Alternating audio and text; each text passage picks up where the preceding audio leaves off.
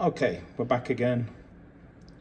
We've dipped our snouts into export mode, and I will say it's a little bit strange with some of it on the programming, and I have to ask much smarter people than me why it is in some ways weird. Good things, 60 channel per band is possible. Initial reports were it was going to be 40, but it's not, it's 60. And same as all the other times, you can program, for example, I don't know, 27405 as the receive and 26565 as transmit. So perfect for the German repeaters. If you were to use it as a CB, which it isn't, and my YouTube and blog Legal Beagle in Austria will be getting red-faced, so remember local rules and regulations. This also has no microphone connected and no antenna connected. It's just literally for a look what it can do. So what we have band. This is VFO, has its own separate banding. It's not part of the A, B, C, it's its own.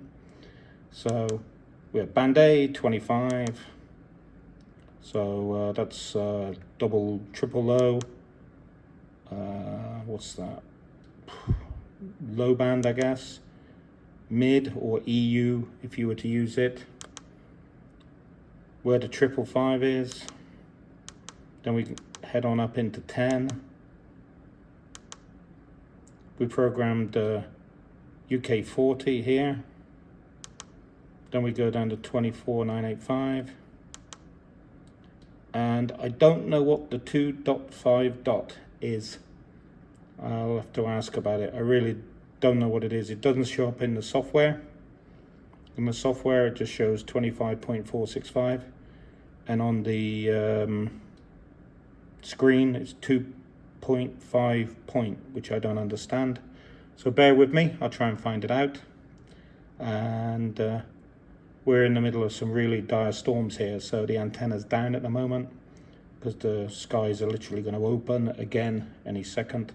So we'll come back a little bit later and try and guess what's going on, I suppose. But there's the VFO mode again, and it's banded 60 per band, which I like.